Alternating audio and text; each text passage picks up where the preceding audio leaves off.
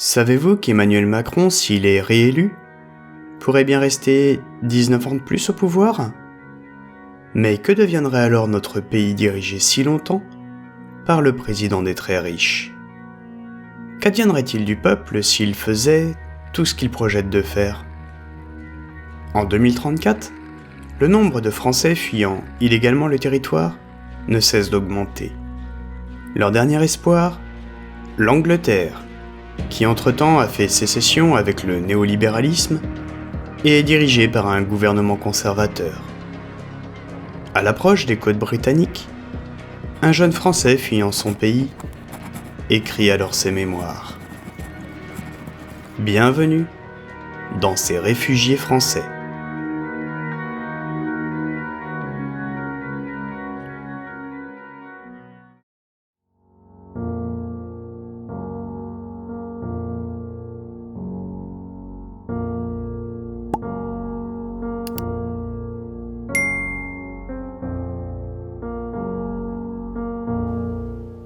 Bonne écoute, et on se retrouve après. J'ignore si quelqu'un prendra un jour connaissance de ce témoignage, mais je ne veux pas finir dans l'oubli, ni que les médias travestissent la réalité. Tandis que nous nous rapprochons de notre point de chute, nul ne sait si nous y parviendrons vivants. Alors dans le doute, à toi, ami anglais, qui découvrira peut-être ces quelques mots, je te confie la mission de faire connaître mon histoire.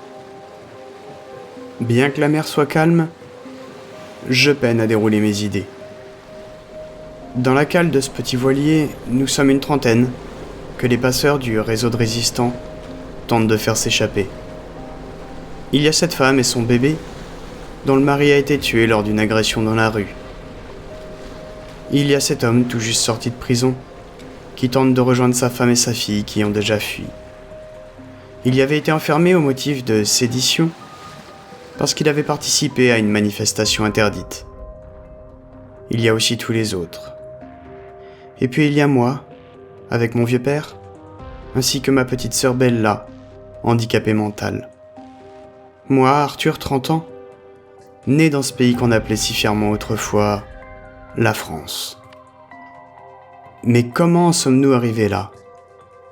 Je suis né le 4 juin 2007. À l'époque, il paraît que la vie était plus simple, mais j'étais évidemment trop petit pour m'en souvenir. Tandis que je n'avais que 10 ans, Emmanuel Macron fut élu président pour la première fois. Il était parvenu à se faire élire sans programme, grâce à son charisme, ses talents d'orateur, et en agitant l'épouvantail du barrage contre l'extrême droite. Comme tout président, il a connu son lot de manifestations et de projets suscitant la polémique au sein de la population. Et pourtant, à en écouter mon père, il est très différent de ses prédécesseurs. Il a dit vouloir emmerder les Français, qu'il avait même une fois traité de connards par SMS. Et il ne se privait pas non plus pour se montrer méprisant à l'égard des gens qui lui étaient opposés. Il paraît qu'il a été le président cumulant le plus de scandales d'État durant son premier mandat. Mon père m'a dit qu'il avait même organisé une ségrégation entre vaccinés et non vaccinés. Mais je trouve ça tellement gros, j'ai du mal à y croire. En tout cas, il était clair qu'à l'élection suivante, il allait sauter. Et pourtant, l'histoire en a décidé autrement. En avril 2022, Emmanuel Macron fut réélu avec 51% des voix. J'avais 15 ans. Et les années qui ont suivi, celle-là, je m'en souviens très bien. Macron avait malmené les gens 5 années durant. Il s'apprêtait alors à passer à la vitesse supérieure. Dès juin 2022, il imposa à toute la population la vaccination obligatoire, tandis que ce qui s'appelait alors le Sénat venait tout juste de lancer une commission d'enquête sur les effets secondaires des dits vaccins. Les contrevenants, quant à eux, se virent imposer de sévères restrictions et leurs enfants leur étaient carrément retirés. Vers la fin 2022, l'identité numérique fit son apparition et ça n'avait rien à voir avec le fait de soigner son image sur le web. Dès lors, la population fut littéralement et intégralement fichée. Ce qui n'était qu'une expérience pilote de l'Europe se généralisa rapidement et la population se vit imposer le portefeuille d'identité numérique individuelle. Cela commença par les données de santé, puis au fil des mois et des années, absolument tout ce qui était relatif à une personne y fut intégré. Au bout de quelques années, après des essais aux Pays-Bas et en Italie, qui eurent lieu également en 2022, le crédit écologique, puis le crédit social, firent leur apparition. Depuis, tout y est conditionné. Tu disposes d'un capital kilowattheure mensuel à ne pas dépasser, qui vient impacter ta consommation, et lui-même soumis à ton crédit social. Un retard de paiement ? 1 point en moins. Tu participes à des événements culturels autorisés ? 1 point en plus. Tu manifestes ? 10 points en moins. Tu acceptes de faire des heures sup ? 1 point en plus. Ta publication TikTok a été marquée comme complotiste ? 3 points en moins. Etc. Mes parents étaient des gens discrets qui ne faisaient pas de bruit et vivaient leur petite vie sans rien demander à personne. Mais parce qu'ils ne rentraient pas dans le rang en vivant à leur façon, très rapidement cette histoire de crédit social et écologique commença à rendre notre vie de plus en plus compliquée. Jusqu'au jour où le chauffage fut limité à 15 degrés en hiver et ma sortie scolaire en Espagne refusée parce que mes parents n'étaient pas, d'après les normes en vigueur, de bonne moralité. Je ne sais pas si tu connais la fable de la grenouille qui meurt ébouillantée, mais c'est la même chose. Tout ça arriva sans bruit, et quand les gens comprirent ce qui était en train de se passer, il était déjà trop tard. À cause de ça, nous avions des droits restreints en termes de remboursement des frais médicaux. Or, ma mère tomba gravement malade. Un putain de cancer. Venu d'on ne sait où et dont elle aurait pu guérir sans toute cette merde. Puis quand il a fallu la soigner, alors qu'elle était en phase terminale voilà quelques années, ce fut le choc. La sécurité sociale avait fini par cesser de rembourser les soins palliatifs et ceux des traitements des maladies incurables. Bande d'enculés. L'euthanasie avait été inscrite parmi les droits fondamentaux et à présent, la Sécu considérait que l'injection létale était un coût bien moins élevé à faire supporter à la société. Comme nous sommes croyants, maman a fait le choix de tenir jusqu'au bout. C'était vraiment pas beau à voir. En parallèle à tout ce que je viens de t'expliquer, le monde commença à connaître une pénurie alimentaire, conséquence de la guerre en Russie. Je t'apprends rien. Les BFM merde et consorts avaient beau dire ce qu'ils veulent, en fait c'est Macron qui avait fait volontairement échouer tout issue favorable à ce conflit, avec la complicité des USA pour organiser la démondialisation. Grâce à Dieu, mes parents se sont vraiment montrés formidables. Pour ça, ils se sont privés de manger pour que nous puissions, Bella et moi, avoir toujours le ventre plein, alors que les placards étaient vides. Mais cette putain de guerre causa une inflation sans précédent, appauvrissant les gens et déclenchant des soulèvements sociaux durement réprimandés. As-tu entendu parler de la crise des Gilets jaunes ? Eh bien, c'était la même chose. Sauf qu'ici, les pauvres craignaient de mourir, les classes moyennes de perdre leurs biens, et les riches de devenir moins riches. Les émeutes qui en découlèrent furent justement le prétexte à la généralisation du crédit social. Pour faire bonne figure, Macron proposa différentes mesures. Pour ma part, je parlerai plutôt d'une gamme de pactes à la carte avec le diable. Mon père, dans la détresse financière, signa l'un d'eux. La loi anglaise de 2019 permettait de vendre son terrain tout en restant propriétaire de sa maison. Mon paternel put donc récupérer une somme non négligeable, ce qui permit d'éponger quelques dettes, rembourser une partie du prêt de la maison et finir avec un petit peu d'avance pour tenir contre l'inflation. Mais au bout de quelques années, le propriétaire du terrain décida de doubler le loyer. Mon père ne put alors payer et dut vendre notre maison. Ce qui ne fut pas sans difficulté puisque mon père n'était pas bien coté dans le classement de fiabilité que permettait le crédit social. Et pour cette même raison, il ne put non plus racheter de maison, la souscription d'un prêt lui étant interdite. Mais c'est pas fini. Macron ensuite entama une réforme énergétique et organisa ça de telle sorte que le prix de l'énergie grimpa en flèche. De 15 degrés, nous sommes passés à 13 pour ne pas nous appauvrir davantage. Forcément, de nouvelles émeutes eurent lieu. Elisabeth Borne, la première ministre, considéra alors qu'il fallait réfléchir à la mise en place d'une surveillance généralisée. Quelque temps plus tard, je ne t'apprends rien, une nouvelle forme du Covid, qu'on croyait alors disparue, fit son apparition. Comme tu le sais, cette nouvelle forme n'était pas plus grave que les derniers variants connus. Mais jouant sur la peur, notre gouvernement lui en a profité pour terminer la mise au point de son arsenal de surveillance. Ainsi, comme le Sénat l'avait proposé en 2021, chaque citoyen fut pisté individuellement. Pour ceux qui ne respectaient pas les restrictions, le crédit social était durement impacté et une amende de 135 € était automatiquement débitée du compte en banque. Comme mon père avait peur que son crédit social ne soit encore impacté, nous avons dû rentrer dans le rang. À dire vrai, nous avons même vécu en autarcie pour éviter de choper cette merde pourtant bénigne. Mon père et moi avions trop peur pour ma petite sœur, car les malades étaient envoyés en centre de quarantaine et leurs enfants leur étaient retirés le temps de celle-ci. Ma sœur était encore mineure à cette époque. Nul ne sait comment elle aurait été traitée. C'est une crème, ma petite sœur. Malgré sa trisomie, elle garde toujours sa banane. Sa gentillesse, son affection.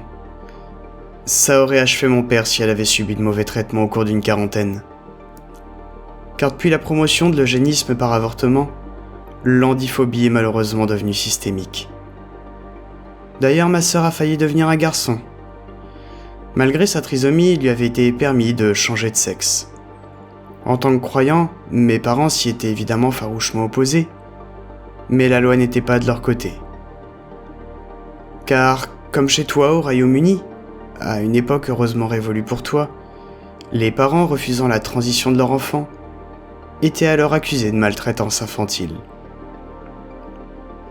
Finalement, suite au scandale sur le passage sous silence concernant la détransition, cette loi fut abrogée. Bella resta bella, et cette idée lui passa en même temps que son entrée dans l'âge adulte. J'espère que tu ne m'en voudras pas, parce que je te raconte un peu tout ça en vrac. Ça me fait vraiment du bien de vider mon sac, surtout en ce moment. Au loin, j'entreaperçois un phare, je vais donc tâcher de faire vite. Quand on mettra un pied à terre, ce sera la loterie. Les amis de la résistance française ou les gardes-côtes britanniques. Bref, je continue. The last but not the least, comme on dit chez toi. La seconde guerre de Russie qui s'est terminée voilà peu. Celle-là, t'as pas pu la manquer.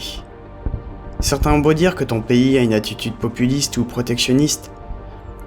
N'empêche qu'en restant à votre place, vous êtes les seuls à pas avoir pris nos gifles dans la gueule. C'est toujours la même chose chez nous. Ils décident en haut, on morfle en bas. Cette guerre a coûté un bras et un rein au pays entier. Alors Emmanuel Macron a eu une nouvelle idée de génie.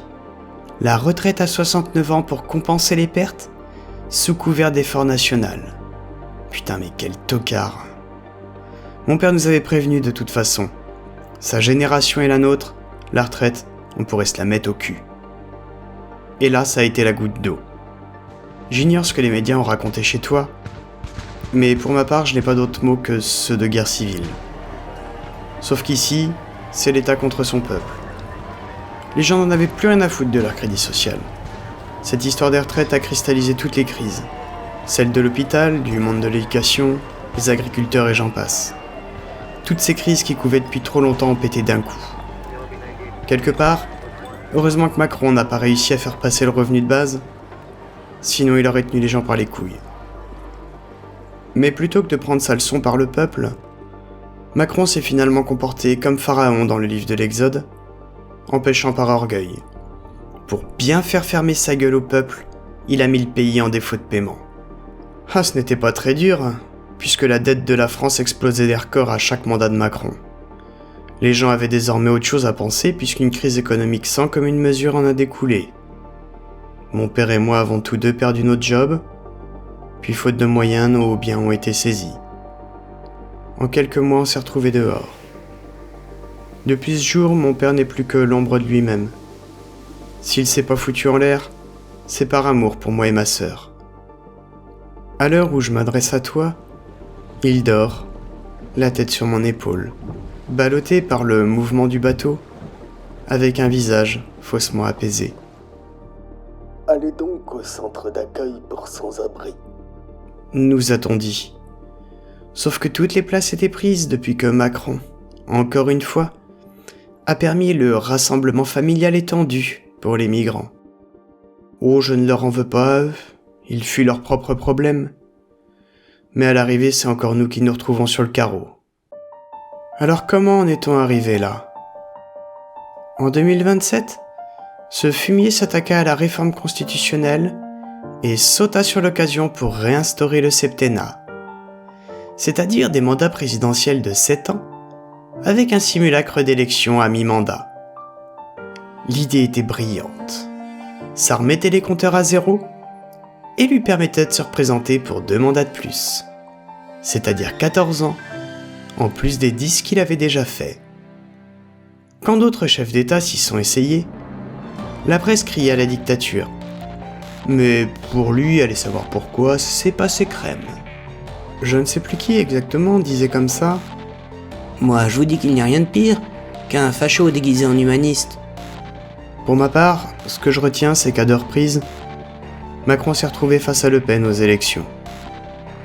Mon père m'a dit qu'on l'a diabolisé systématiquement pour mieux faire passer celui d'en face. Franchement, toi, ami britannique, qui vois ça de l'extérieur, est-ce que tu crois vraiment que ça aurait pu être pire ? Je ne connaîtrai probablement jamais ta réponse. Mais si tu trouves ce message, je t'en supplie, fais-le connaître, afin que jamais tout cela n'arrive dans ton pays.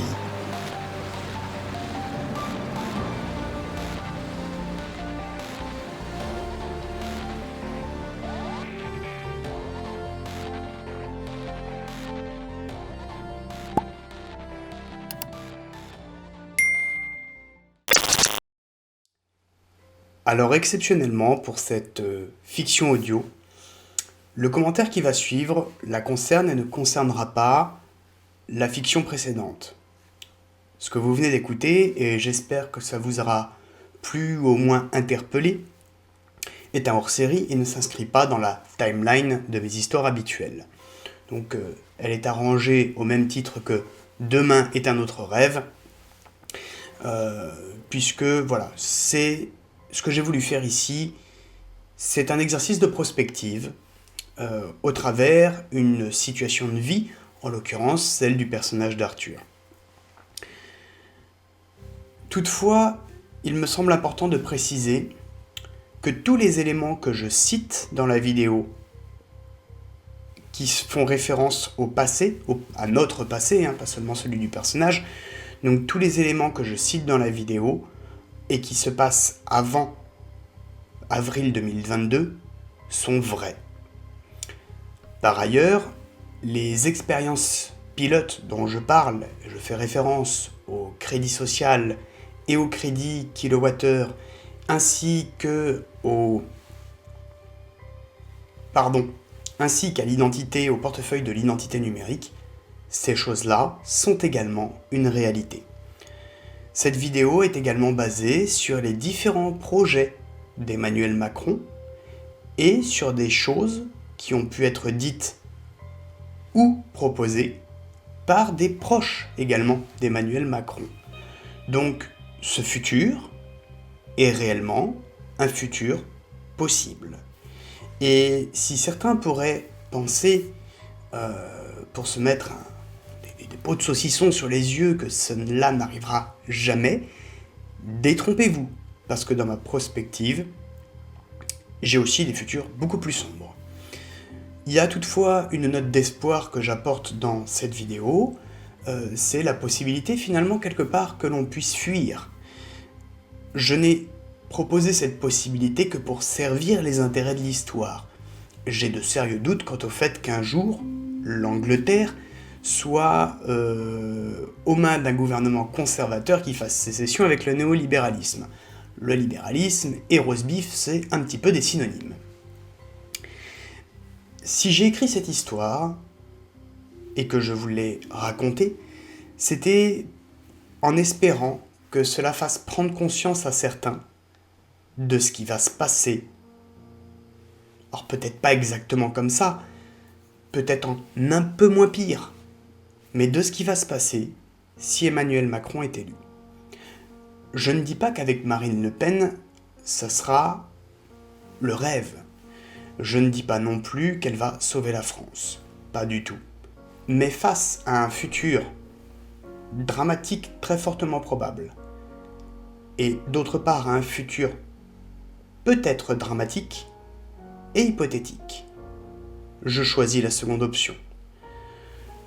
Face à la diabolisation continuelle à laquelle on a affaire,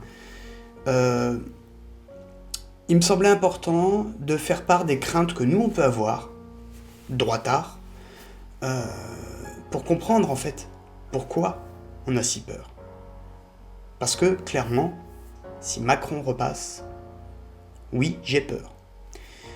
C'est aussi pour que certains qui sont peut-être dans leurs petits chaussons ou dans leur bulle de confort ou de rêve, si ce n'est pas du confort, eh bien, prennent un petit peu, je l'espère peut-être naïvement, la mesure de ce qui risque fortement d'arriver, en tout cas dans une mesure assez importante.